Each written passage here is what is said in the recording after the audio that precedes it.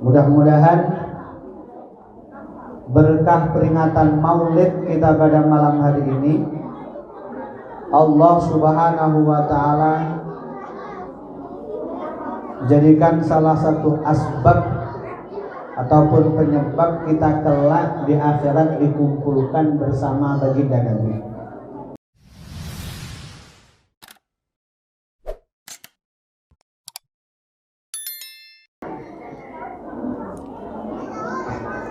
Assalamualaikum warahmatullahi wabarakatuh.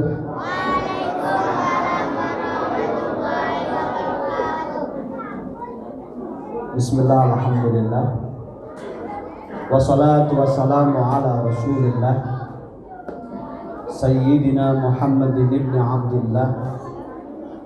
Amma ba'du, fala hawla wala quwwata illa billah. Hadirin muhtaramin yang kami muliakan, para alim ulama dari pandai yang kami hormati, tokoh masyarakat, baik Pak RW ada? Pak RW ada? Alhamdulillah. Pak RT dan seluruh pecinta baginda Nabi Muhammad sallallahu alaihi wasallam yang mudah-mudahan semuanya dirahmati oleh Allah Subhanahu wa Ta'ala.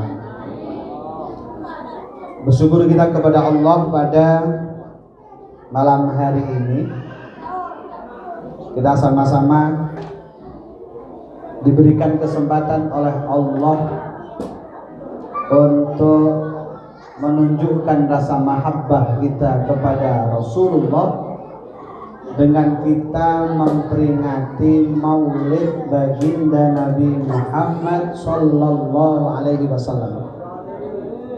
Mudah-mudahan berkah peringatan Maulid kita pada malam hari ini, Allah Subhanahu wa Ta'ala jadikan salah satu asbab ataupun penyebab kita kelak di akhirat dikumpulkan bersama baginda Nabi. Karena dalam sebuah hadis dikatakan bahwa almar'u ma'aman ahabbu, seseorang itu akan dikumpulkan bersama dengan orang yang dicintainya. Kalau memang kita kumpul dalam rangka mewujudkan rasa mahabbah kita kepada Rasulullah, maka kita yakin bahwa kelak akan dikumpulkan bersama Rasulullah SAW. Mudah-mudahan apa yang kita cita-citakan dikabulkan oleh Allah Subhanahu wa Ta'ala. Kalau tadi melihat penampilan anak-anak kita cukup membanggakan, alhamdulillah, luar biasa. Sekecil itu sudah hafal doa permohonan ampun kepada orang untuk orang tua. Ada juga yang hafal juz 30 kayaknya. Itu padahal baru anak-anak. Itu baru anaknya loh.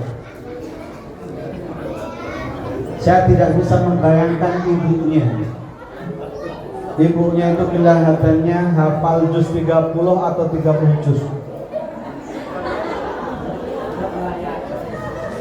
Atau ada adik gimana yang ini?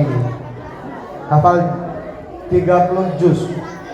Juz pokat, juz. Ya Allah, luar biasa.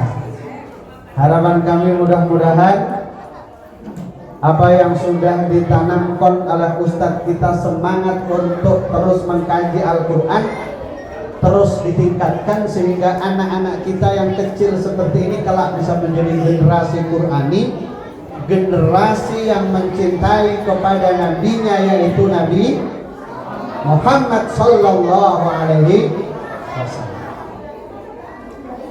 Bapak Ibu yang kami muliakan, tema yang kita angkat pada malam hari ini adalah meneladani akhlak. Memang yang bisa kita teladani adalah akhlak. Dan Allah Subhanahu wa taala menegaskan laqad kana lakum fi Rasulillahi uswatun hasanah. Sungguh pada diri Nabi terdapat keteladanan untuk kalian semua, keteladanan yang baik. Artinya yang perlu untuk kita tirukan adalah akhlak baginda Nabi. Karena memang itu yang bisa kita tirukan. Kalau kita menirukan fisik Nabi, tak boleh. Ustaz Ahmad Junaidi yang memang terlahir dalam kondisi pesek begini, nggak boleh kemudian dipaksakan bagaimana biar fisiknya Ustaz Ahmad Junaidi sama dengan fisik Nabi, nggak boleh. Hidungnya, kulitnya yang agak kusam begitu, ternyata ada temennya. Diupayakan seperti kulitnya Nabi, nggak boleh juga. Yang bisa kita teladani dari kepribadian Rasulullah adalah akhlak. Bahkan haram bagi kita merubah apa yang menjadi ciptaan Allah dari pesek menjadi mancung. Ada ibu-ibu yang nanya, Ustaz, itu yang dari merongos menjadi enggak gimana? Tahu merongos apa? Orang itu kalau hidungnya mancung kan mantap, tapi kalau giginya mancung, ada ibu bilang, kalau persoalannya yang mancung atau gigi itu alhamdulillah merupakan nikmat atau musibah kira-kira? Anggap aja nikmat kira-kira. Yang jelas pokoknya apapun yang menjadi ciptaan Allah itu patut kita syukuri dan itulah pasti yang terbaik. Berbicara tentang meneladani dari akhlak Rasul, Sayyidah Aisyah, adik Aisyah itu apanya Nabi? Anak Nabi, istri Nabi, ibu Nabi. Siapa? Istri? Pandai anak sekecil ini aja pandai. Ibunya mana ibunya?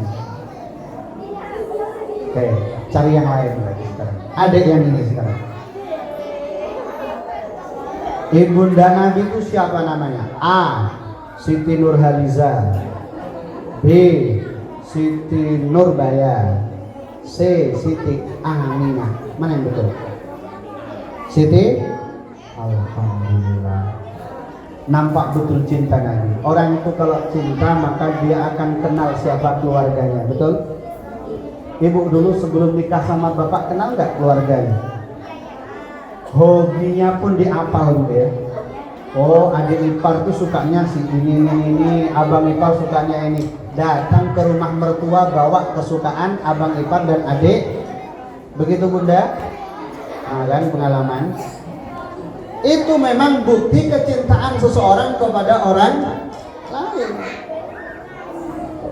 Dan dalam hidup ini orang yang paling harus kita cintai adalah Rasulullah. Bahkan dalam sebuah hadis dikatakan, la yu'minu ahadukum hatta akuna ahabba ilaihi min waladihi wa walidihi wan nasi ajmain.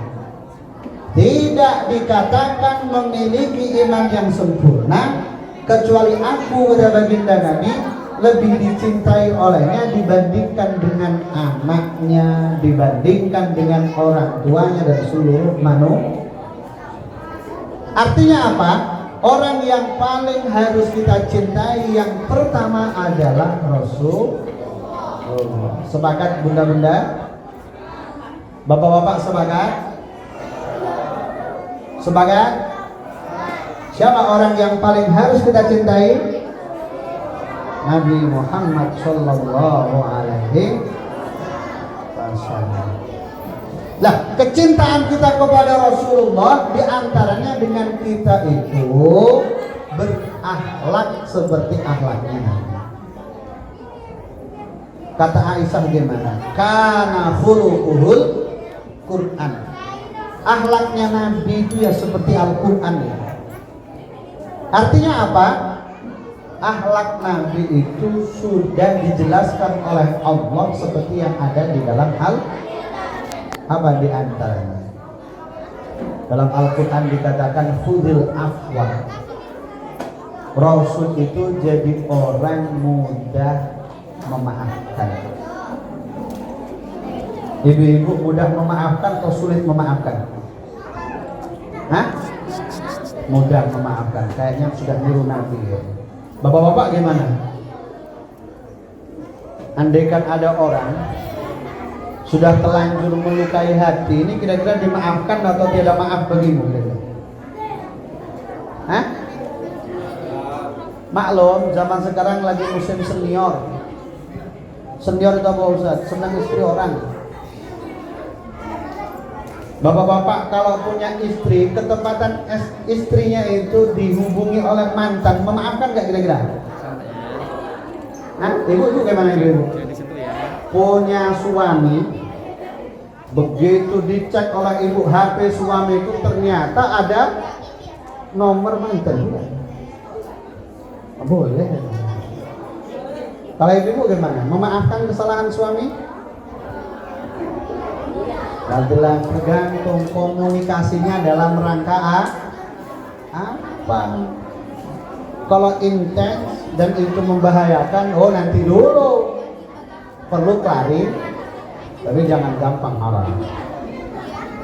Jadi orang yang paling baik itu adalah orang yang mudah memaafkan. Kita bisa nggak niru satu aja? Jadi hamba Allah yang bertakwa seperti yang termaktub dalam Al-Quran itu dan itu mudah memaafkan. Bahkan dikatakan alladzina yunfiquna fis sarra'i wad dharra wal kadhimina al-ghaidh wal 'afina 'anil nas. Orang yang bertakwa itu adalah orang yang mampu menahan emosinya. Bapak-bapak pernah ngamuk Bapak? Pernah atau sering? Mudah-mudahan tak jadi hobi. Ibu-ibu pernah ngamuk? Adek, pernah diamuk bapak ibu nggak?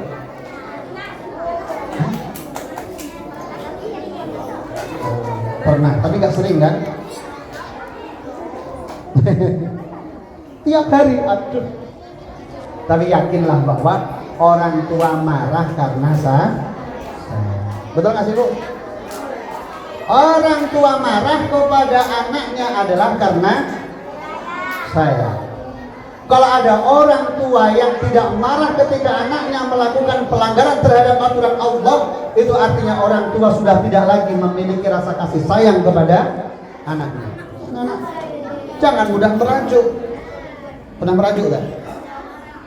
Pernah apa? Merajuk itu bahasa. Ini banyak orang Jawa, orang Madura, pernah apa nih? Banyak orang Melayu, orang Jawa nih. Bahasa Jawanya mutu, bahasa Melayunya merajuk, ngambek. Nah itu ada. Pernah ngambek nggak? Pernah. Tidak ada hak bagi seorang anak merajuk terhadap apa yang telah dilakukan oleh orang tua. Tidak ada. Karena yakinlah bahwa apa yang dilakukan oleh orang tua itu yang terbaik. Rasulullah walaupun di internal beliau punya keluarga beliau itu banyak yang abu-abu. Abu siapa tuh? Ada Abu Jahal, ada Abu Lahab, ada Abu siapa ibu? Abu Thalib. Yang jelas banyak yang abu-abu. Tapi pernah nggak kita mendengarkan atau kita membaca sejarah bahwa Nabi Muhammad marah kepada keluarganya pamannya? Nabi Muhammad ketika beliau disakiti, beliau tidak pernah marah, tidak. Tapi yang menjadikan beliau marah adalah ketika hak Allah itu tidak ditunaikan. Kalau dilempar dengan menggunakan batu sampai gigi seri beliau rontok, tanggal, pipi beliau berdarah, datang malaikat Jibril menawarkan jasa. Apa kata malaikat Jibril? Muhammad, apa perlu ku angkat bukit itu dan kemudian ku timpakan kepada mereka yang telah melukaimu wahai Muhammad? Kalau ibu-ibu gimana? Punya tetangga suka bikin fitnah, sudah suka bikin fitnah, alhamdulillah ibu kedatangan malaikat Jibril menawarkan jasa dengan mengatakan, Bu, apa perlu ku angkat rumah itu dan ku balik ke depan matanya? Kira-kira gimana kira-kira? Jawabannya ibu gimana kira-kira? Malaikat kok kan dari kemarin sih malaikat? Atau jangan malaikat? Kalau Nabi Muhammad SAW beliau mengatakan jangan malaikat, karena walaupun toh mereka sudah menyakiti hatiku, sudah melukai fisikku, aku masih berharap di antara keturunan mereka ada yang beriman kepada Allah dan Rasul. Masih ada harapan. Walaupun bapaknya belum baik, diharapkan mudah-mudahan anaknya kelak menjadi anak yang baik. Tidak ada hal yang lebih membahagiakan bagi orang tua melebihi punya anak yang soleh dan solehah. Betul nggak sih Bu? Betul Pak? Tidak ada nikmat yang lebih besar yang Allah berikan kepada hambanya selain nikmat iman dan Islam, melebihi nikmat punya anak yang soleh dan ni'amullahi li ibadihi lakasiratun wa ajadduha awlalul mujabat. Nikmat-nikmat yang telah Allah berikan kepada hambanya amat sangat melimpah, tapi nikmat terbesar setelah iman dan Islam adalah nikmat punya anak yang soleh dan solehah.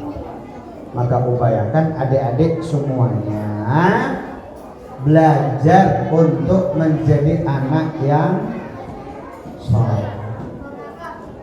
Siap? Jadi siap? Siap nggak nih kita? Hafal sifat Allah, hafal sifat Nabi. Apa sifat Allah apa aja? Allah wujud, Moho. Nah, cukup. Bukti bahwa anak-anak kita masih ahli sunnah wal jamaah. Mohon maaf, hari ini beredar buku-buku yang mencerminkan bahwa yang bersangkutan bukan lagi ahli sunnah wal jamaah. Ciri-ciri pelajaran ahli sunnah wal jamaah adalah mengajarkan tentang sifat wajib Allah yang berjumlah 2. Sifat Nabi 1, siddiq. 2, amanah. 3, tabligh. 4, fatona. Apa artinya siddiq? Jujur. Nabi Muhammad gak pernah bohong. Ibu-ibu pernah bohong? Sering. Yang uang kak dompet itu berapa tuh yang? Berapa lembar? Jawabannya, andaikan di dompet ibu ada 20 lembar. Suami nanya nih, awal bulan ibu ketepatan ibu. Kira-kira jawaban ibu gimana jawabannya? Apakah masih 20 lembar bang atau 30 lembar bang? Hah? Musim-musiman ya? Kira-kira andaikan ditanya suami, yang itu uang di dompet itu warnanya merah atau biru? Oh, ya Allah. Bapak-bapak pernah bohong ke istrinya nggak Pak? Sering kok tahu. Bapak-bapak itu jarang bohong. Bapak-bapak itu kadang sebenarnya hatinya sakit, tapi hanya untuk menginginkan bagaimana agar istrinya itu tidak merasakan sakit yang diderita oleh suami. Biasanya bapak-bapak itu rela berbohong, betul gitu. Bapak-bapak yang di Bengkong begitu dia model. Yang di Batam Center insya Allah sama, keluar dari rumah dalam rangka mencari rezeki. Anggap aja profesinya itu sebagai supir taksi. Sampai jam 11 belum dapat penumpang. Mungkin gak kira-kira? Pulang ke rumah ketemu istri. Kira-kira sampai di rumah dimarah nggak sama istri? Bang, balik tak bawa duit. Pergi aja dah bang. Atau gimana nih kira-kira? Hah? Oh enggak, alhamdulillah. Bang tenang bang ya. Terus pokoknya bang, uang ada uang atau tak ada uang, penting kita bersama bang ya. Betul begitu? Betul tak tuh? Alhamdulillah. Mantap. Enggak ada istri sesolehah dan sehebat istri yang ada di perumahan. Itu pesona. Namanya aja pesona. Mudah-mudahan semuanya mempersona. Amin. Termasuk suaminya. Jadi apa yang bisa kita tirukan dari kepribadian Rasulullah? Di antaranya adalah akhlak. Apa akhlak beliau? Menjadi pribadi yang mudah memaafkan. Yang kedua, beliau adalah sosok yang selalu memiliki kepedulian kepada orang lain. Yang luar biasa dari pribadi beliau adalah beliau selalu menaruh hormat kepada orang lain. Termasuk anak kecil.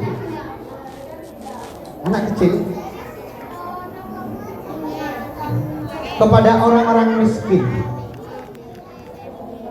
kepada anak janda. Cuma sekarang bapak-bapak kalau ingin memiliki kepedulian kepada anak janda dicurigai kadang. Gitu Pak ya. Pak Ustadz kayak pengalaman kayak. Itu di antara keistimewaan Rasulullah SAW, beliau memiliki kepedulian kepada orang lain.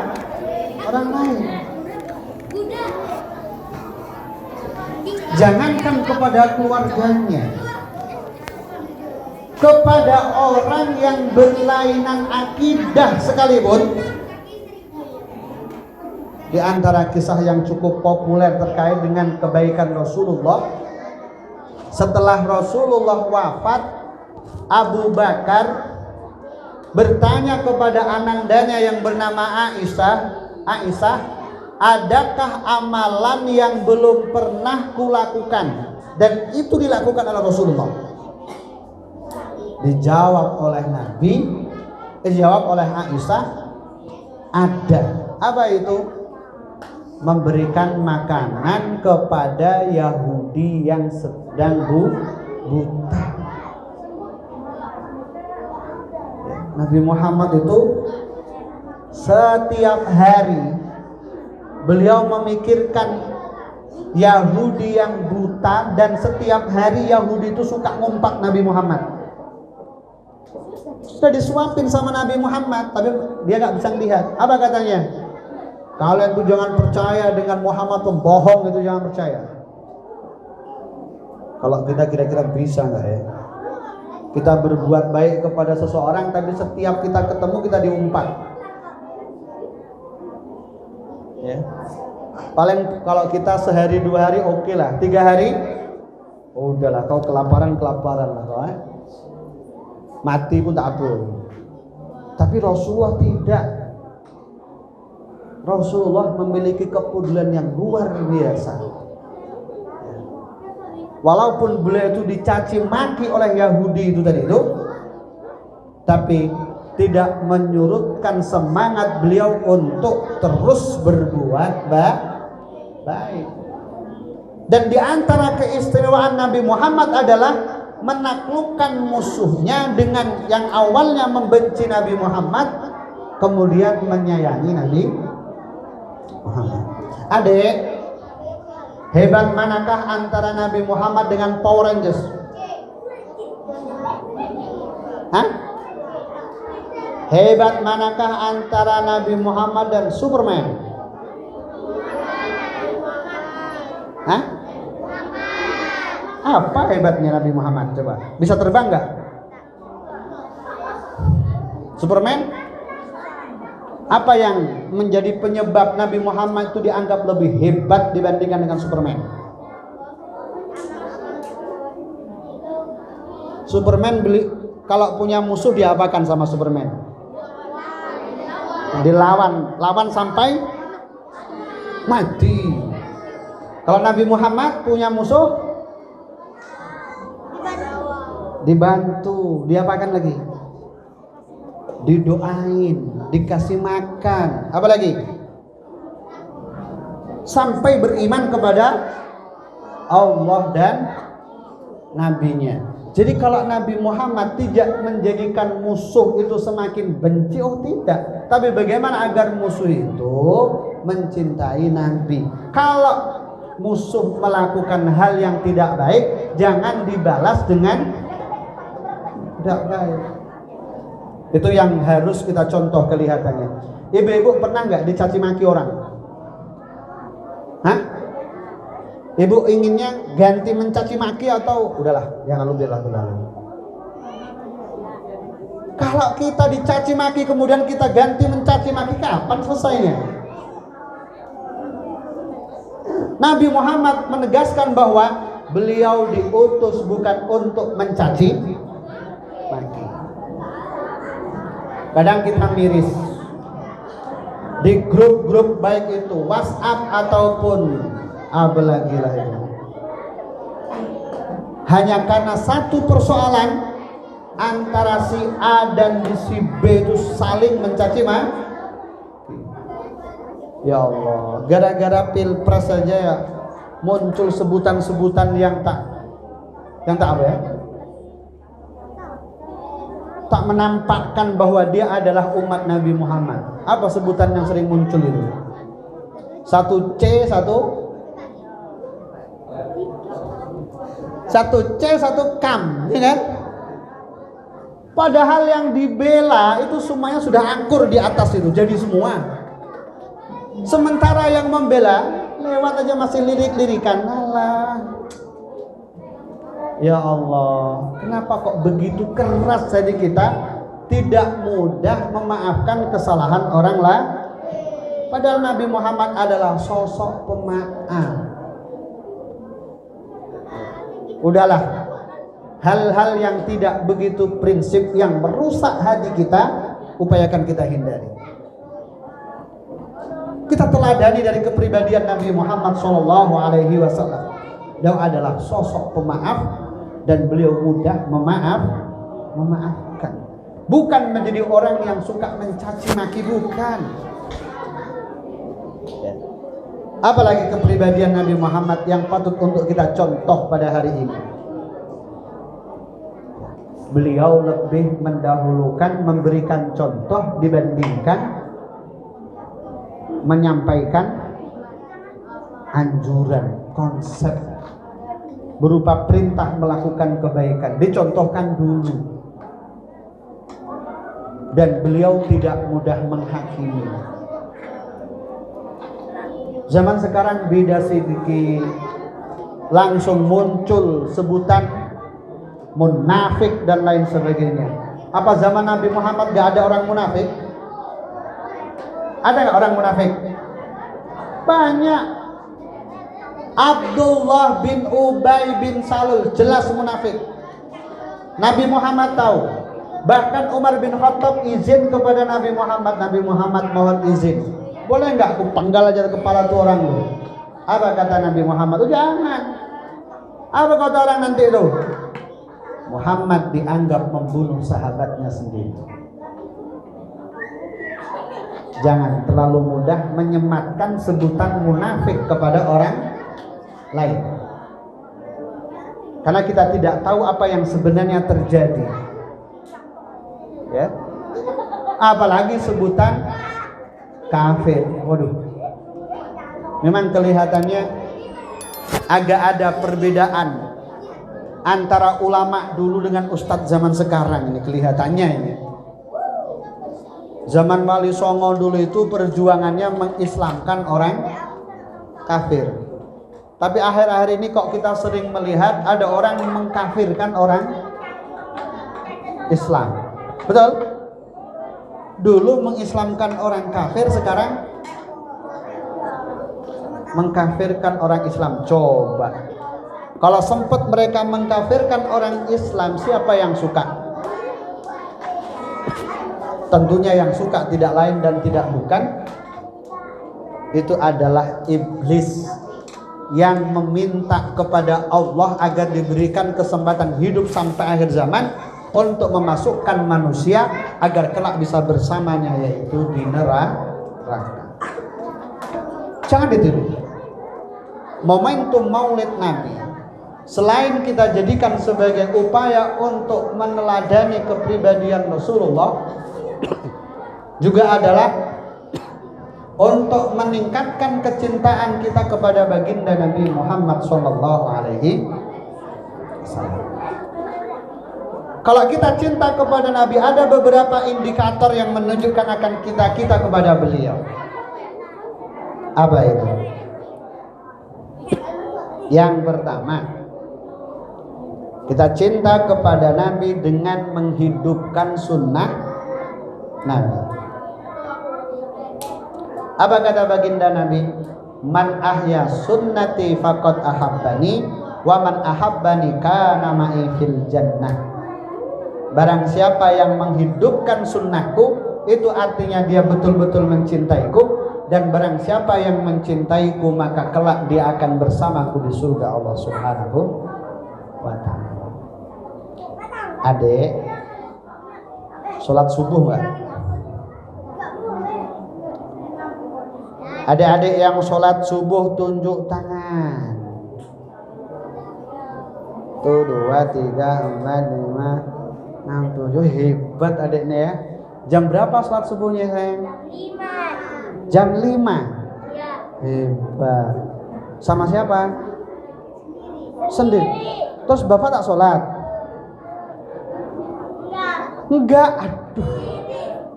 Bapak sholat duluan tak? Enak aja. Ya Allah, alhamdulillah. Apa? Bukti cinta kita kepada Nabi mengikuti apa yang diajarkan oleh Ihya'us Sunnah. Nabi sholat berarti kita sholat subuh tak? Jam berapa?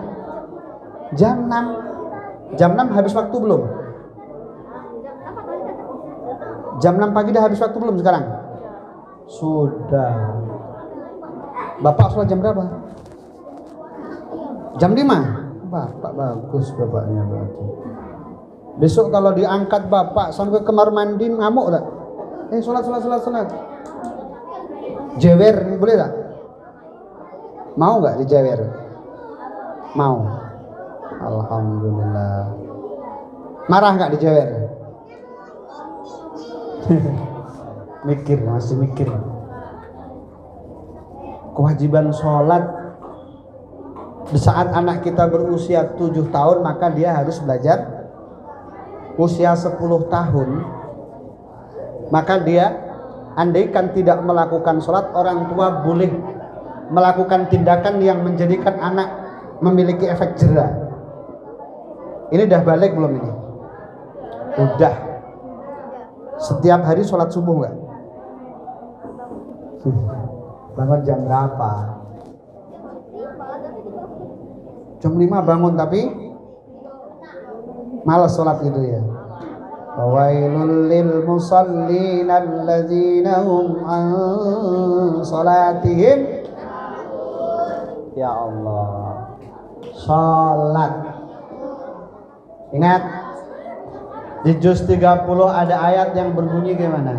yauma yafirrul mar'u min akhi wa ummihi wa abi wa sahibatihi wa bani likulli imri'in minhum yawma idzin sa'yuni. Kelak di hari kiamat orang itu akan lari dari saudaranya, adik akan lari dari abangnya, abang akan lari dari adiknya, lari dari ibunya, lari dari ayahnya. Kenapa pula? Semuanya akan diadili oleh Allah Subhanahu. Ada yang tak sholat padahal sudah balik, karena nggak sholat mau dilemparkan ke neraka sakor. Orang masuk ke neraka sakor ditanya oleh malaikat, kenapa pula kau masuk ke neraka sakor? Lam naku minal musallin, aku tidak tergolong orang yang ada sholat dulu. Begitu mau dilemparkan, apa kata adik tadi itu? Malaikat nanti dulu. Saya dulu itu punya bapak, punya mama nggak pernah nyuruh saya sholat. Apa kata malaikat? Betul tak tuh? Betul. Mama dan ibunya yang rajin ngaji dipanggil oleh malaikat yang awalnya semangat masuk surga. Panggil bapak, bu, betul ya anak ibu. Betul nampak malaikat itu. Betul bapak ibu gak pernah memerintahkan kepada dia untuk melakukan ibadah sholat. Apa kata ibunya tadi itu? Malaikat, bibir sampai berbuih gitu kan. Istilah Jawanya apa? Lambe sampai endum. Gitu ya. Bahasa orang Melayu, bibir sampai berbuih. Dia aja gak mau sholat. Allah.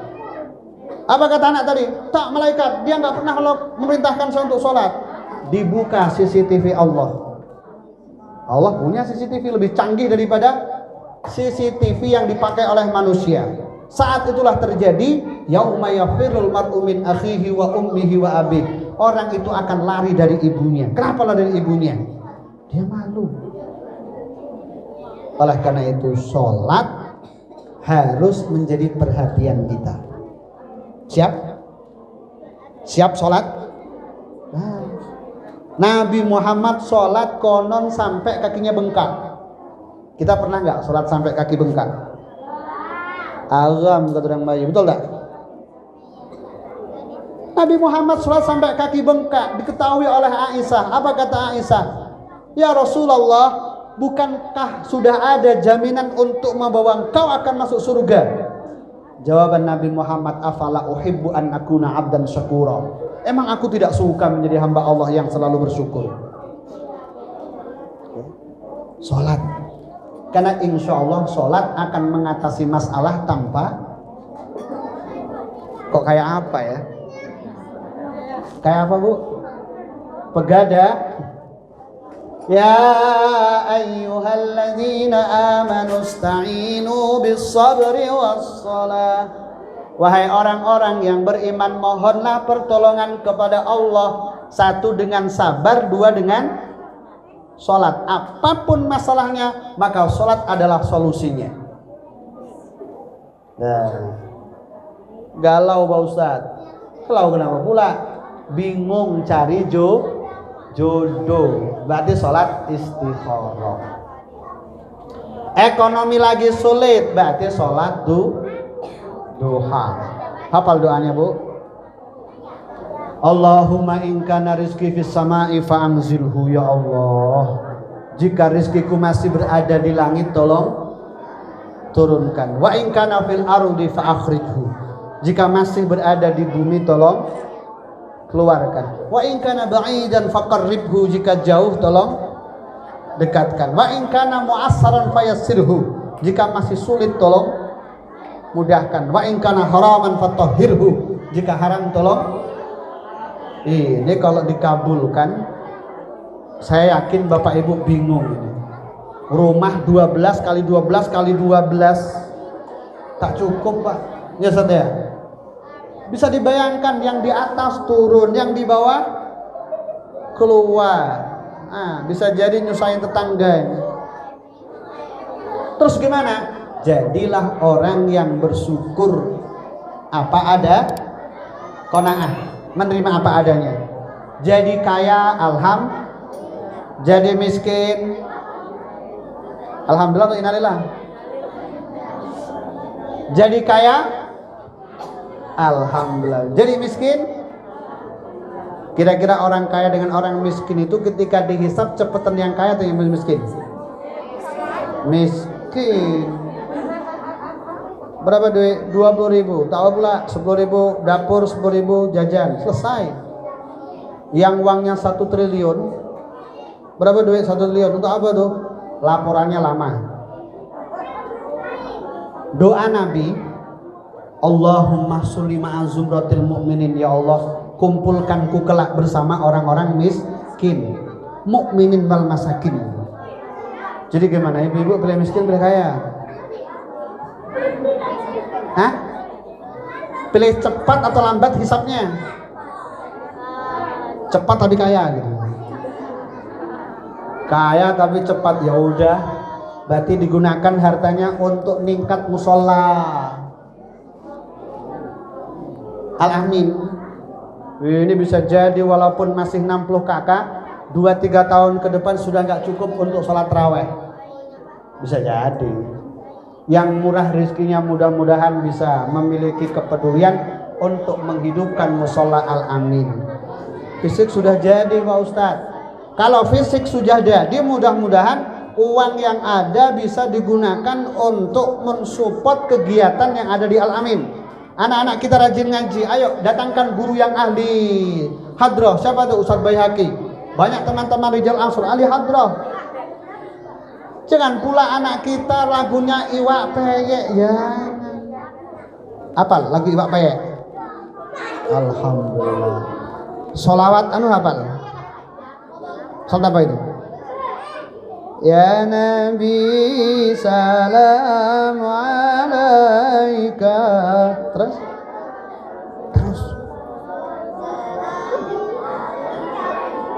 hafal.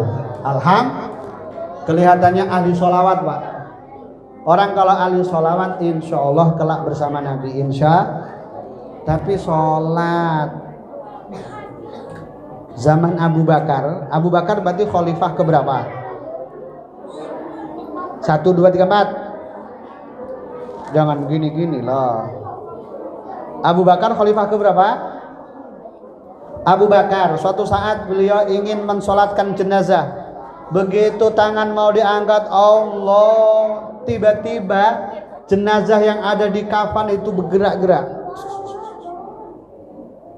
Begitu bergerak-gerak, Abu Bakar langsung menginstruksikan kepada sahabat untuk ngecek. Jangan-jangan dia masih hidup tak tuh. Begitu mau dicek, dibuka itu kafannya.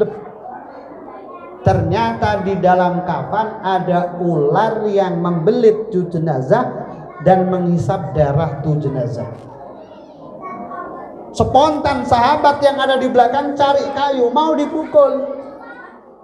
Begitu mau dipukul, tiba-tiba ular itu mengucapkan kalimat asyhadu alla ilaha illallah wa asyhadu anna muhammadar rasul. Langsung Abu Bakar tanya, kamu siapa? Aku adalah ciptaan Allah yang diutus oleh Allah untuk memberikan hukuman kepada mereka yang mengabaikan sholatnya di masa hidupnya. Masya Allah. Berarti sholat penting atau tak penting? Penting. Baik dan tidaknya kita dilihat dari sisi sholat kita baik, insya Allah yang lain baik. Sholat kita tak baik, yang lain hancur. Ayo kita teladani kepribadian Rasulullah Sallallahu Alaihi Wasallam. Kita tingkatkan rasa iman kita kepada beliau, rasa cinta kita kepada beliau. Bukti kecintaan kita diantaranya adalah mengikuti apa yang dilakukan oleh Rasul. Yang kedua adalah mencintai orang yang dicintai oleh Nabi. Sampai jam berapa ya saya? Besok libur nggak? Jadi gimana? Sudah? Berapa menit lagi? Sampai sudah. Sudahnya berapa menit lagi? Jadi 5 menit lagi ikhlas. Kalau nggak ikhlas saya berhenti sekarang. Yang kedua, bukti kecintaan seseorang kepada Rasulullah adalah mencintai orang yang dicintai oleh Siapa yang dicintai oleh Nabi? Sahabat Nabi, keluarga Nabi. Apa kata baginda Nabi? Allah fi ashabi. Takwalah kalian kepada Allah tentang sahabatku. Hari ini ada orang yang terang-terangan menghujat sahabat Nabi. Saya sebutkan saja, golongannya adalah Syiah. Di syahadatnya dikatakan asyhadu an la ilaha illallah wa asyhadu anna Muhammadar Rasulullah wa asyhadu anna Abu Bakar wa Umar wa Utsman wa Aisyah wa Hafsah finnar. Aku bersaksi bahwa Abu Bakar, Umar, Utsman, Aisyah, Hafsah masuk neraka semua. Padahal mereka adalah orang yang dicintai Nabi. Ada juga yang terlalu mencintai sahabat Nabi tapi mengabaikan keluarga Nabi. Bahkan cenderung mengejek, mencaci maki sahabat Nabi, keluarga Nabi. Ini yang nggak boleh. Anggap aja kalau di Indonesia keturunan Nabi itu siapa? Habib. Siapa lagi? Syarif. Disebut juga Sayyid. Mereka adalah keturunan Nabi.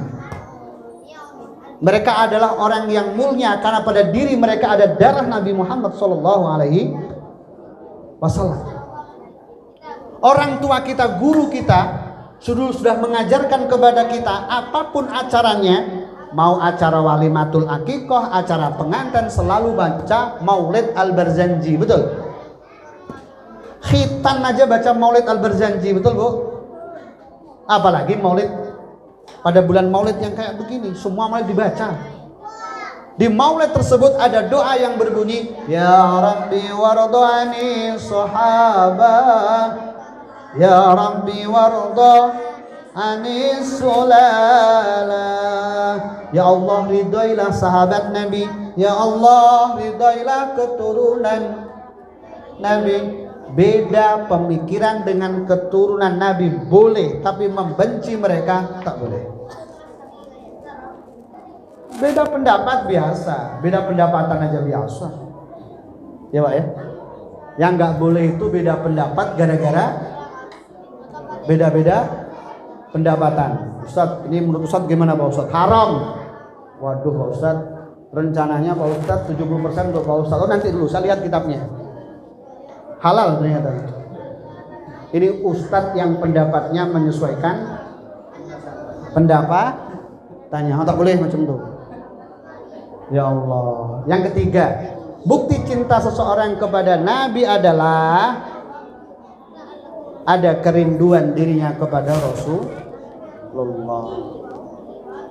Kita rindu kepada Nabi, tentunya kita harus memperbanyak membaca sholawat kepada baginda Nabi. Tadi ada marhaban. Tidak menutup kemungkinan Rasulullah hadir di majelis kita. Mungkinkah Rasulullah hadir di majelis kita padahal beliau sudah wafat? Dalam paham ahli sunnah wal jamaah sangat memungkinkan. Kita sering mendengarkan kisah Isra Mi'raj. Sebelum Nabi Muhammad Mi'raj sampainya dari Masjidil Haram ke Masjidil Aqsa, saat beliau di Masjidil Aqsa, beliau menjadi imam sholat dari seluruh para nabi dan rasul. Mulai Nabi Adam sampai Nabi Isa dihadirkan kembali oleh Allah, dan mulai detik itu beliau mendapatkan gelar Imamul Anbiya wal Mursalin. Pertanyaannya adalah, apakah yang di belakang Nabi cuma ruhnya saja atau plus jasadnya? Dikatakan Nabi tentunya ruhan wa jasadan, ruh dan jasad. Jadi Nabi sangat mungkin hadir di majelis kita. Oleh karena itu, diantaranya kita harus menjaga etika. Saat kita bersolawat, upayakan penuh dengan kehusukan. Kalau kita tidak khusyuk, maka upayakan kita hindari hal-hal yang tidak ada manfaat.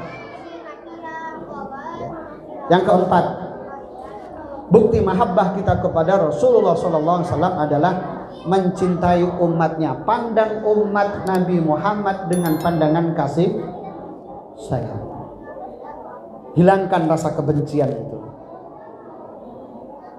Kalau kita melihat orang yang ahli maksiat, yakinlah bahwa sangat mudah bagi Allah untuk menghilangkan kemaksiatan dan menjadikan ia sebagai kasih Allah. Selalu berpikir positif terhadap orang lain. Lihat orang tua, yakinlah bahwa orang tua lebih baik daripada kita. Karena dengan banyaknya usia yang dimiliki olehnya, insya Allah banyak ibadah dia dibandingkan dengan ibadah kita. Lihat anak yang usianya di bawah kita, yakinlah insya Allah dia lebih baik daripada kita. Karena dengan sedikitnya usia yang dimiliki olehnya, maka insya Allah sedikit dosa yang dimiliki olehnya. Sementara kita, begitu juga andaikan kita melihat orang yang tidak memiliki keyakinan yang sama dengan kita, tidak menutup kemungkinan Allah memberikan hidayah kepadanya dan pada akhirnya diwafatkan dalam keadaan husnul khotimah, sementara kita belum pernah tahu apa yang menjadi nasib kita di akhir hidup kita. Husnudzon kepada orang lain adalah merupakan kunci satu-satunya yang insya Allah menghantarkan kita menjadi orang yang mendapatkan husnul khotimah. Pandang umat Nabi Muhammad dengan pandangan kasih sayang. Hilangkan kebencian di antara kita. Yang terakhir, mahabbah kita kepada Rasulullah harus kita buktikan dengan kita sering membaca Al-Quran. Ya, baca Quran, tapi tidak cukup baca, fahami. Memahami Al-Quran kalau bisa jangan hanya sekedar terjemah. Ya jika perlu ngaji tafsir lah Pak Ustadz ya. Sekarang alhamdulillah PPKM level berapa ini? 1. Kalau kita ingin ngaji tafsir di Masjid Agung, Masjid Bida Asri 2, ada kajian tafsir Jalalain. Apa pentingnya Pak Ustadz kita ngaji tafsir Jalalain? Beberapa tahun yang lalu ada ustadz di luar sana, agak jauh. Dia mengatakan gimana?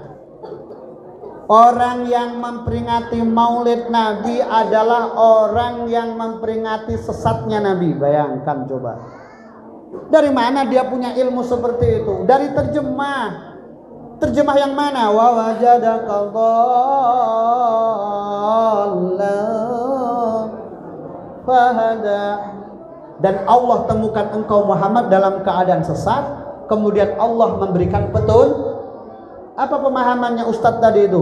Nabi Muhammad itu terlahir dalam keadaan sesat. Kalau ada orang memperingati maulid Nabi, itu artinya memperingati kesesatan Nabi. Ini akibat gak pernah ngaji tafsir jalan, malah ngajinya tafsir jalan lain. Harusnya yang dikaji tafsir Jalalain. Nggak salah paham begini. Nabi Muhammad belum pernah tersesat. Nabi Muhammad belum pernah menyembah kepada selain Allah. Belum pernah. Peringatan maulid Nabi juga merupakan perintah Al-Quran. Mana ayatnya Pak Ustaz? Qul bifadlillahi wa birahmatihi fabidzalika falyafrahu. Katakanlah Muhammad, disebabkan anugerah Allah dan rahmatnya maka hendaknya mereka merasa bahagia. Kita patut merasa bahagia karena dua hal. Yang satu adalah anugerah Allah, yaitu ilmu yang Allah berikan kepada kita. Yang kedua adalah rahmat Allah. Apa yang dimaksud dengan rahmat Allah? Lahirnya Nabi Muhammad di muka bumi ini. Dari mana kita bisa tahu tafsirnya adalah lahirnya Nabi Muhammad? Dari ayat yang berbunyi, wa ma arsalnaka illa rahmatan lil alamin. Kami tidak mengutus engkau Muhammad kecuali untuk merahmati alam. Berarti yang dimaksud dengan rahmat Allah tidak lain dan tidak bukan adalah lahirnya Nabi Muhammad. Oleh karena itu gak perlu ragu. Gak perlu ragu kita memperingati maulid Nabi. Apa sih maulid? Hari lahirnya Nabi. Udah pokoknya peringati maulid Nabi. Orang mau banyak mulut tak apalah. Karena banyak kita maulid malah dia kebanyakan mulut. Kita bermaulid dia kebanyakan mulut. Bid'ah itu loh, bid'ah. Apa kata Abu Syamah? Wa min ahsani mabtudi'a fi zamanina. Sebagian dari bid'ah terbaik yang dilakukan oleh umat sekarang adalah ma yuf'alu kulla yaumin, apa yang dilakukan setiap hari yang bertepatan dengan hari lahirnya Nabi Muhammad, yaitu peringatan Maulid terbaik. Bahkan pentolan orang yang biasa mengkafirkan dan membid'ahkan, yaitu Syekh Ibnu Taimiyah mengatakan fatakzimul maulid, mengagungkan hari kelahiran Nabi, wattikhaduhu mausiman, dan menjadikan sebagai tradisi, qad yaf'aluhu ba'dun nas, dilakukan oleh sebagian manusia. Dan ini yang paling penting, wa yakunu lahu fihi ajrun azim, pelakunya mendapatkan pahala yang besar. Mudah-mudahan Bapak Ibu yang hadir pada malam hari ini yang sama-sama memperingati Maulid Nabi mendapatkan pahala yang cukup besar. Apa yang dihajatkan dikabulkan oleh Allah. Allah jadikan putra-putrinya menjadi putra-putri yang soleh dan solihah, mencintai baginda Nabi, selalu mengikuti apa yang dianjurkan oleh baginda Nabi Muhammad sallallahu alaihi wasallam. Ala hadhihi niyyah wa ala kulli niyatin solihah. Al-Fatihah. A'udzubillahi minasyaitonir rajim. Iyyaka na'budu wa iyyaka nasta'in. Ihdinas siratal mustaqim. Shiratal ladzina Allahumma shalli wa sallim ala sayyidina Muhammad wa ala ali sayyidina Muhammad. Alhamdulillahi rabbil alamin. Hamdan yuwafi ni'amahu wa yukafi'u mazida. Rabbana ya Rabbana taqabbal minna innaka antas samiul alim wa tub 'alaina innaka antat tawwabur rahim. Allahumma ij'al wa jami'a man hadara fi majlisina hadha ya Allah min ahli al-ilmi wa ahli al-khair wa la taj'al wa iyyahum min ahli al-jahli wad dayr. Ij'al wa iyyahum min ahli al-istiqamah. Ij'al wa iyyahum min ahli al-ibadah. اجعل وإياهم من أهل السنة والجماعة. اجعل وإياهم من الصادقين والأمانة ولا تجعل وإياهم الكاذبين والخيانة. رب اجعل مقيم الصلاة من ذريتنا يا الله. ربنا آتنا في الدنيا حسنة في الآخرة حسنة وقنا عذاب النار. سبحان ربك رب العزة عما يصفون wassalamu ala mursalin walhamdulillahi rabbil alamin. Sekali lagi kami mohon maaf atas segala kekhilafan. Subhanakallahumma wa bihamdika asyhadu an la ilaha illa anta astaghfiruka wa atubu ilaik. Assalamualaikum warahmatullahi wabarakatuh.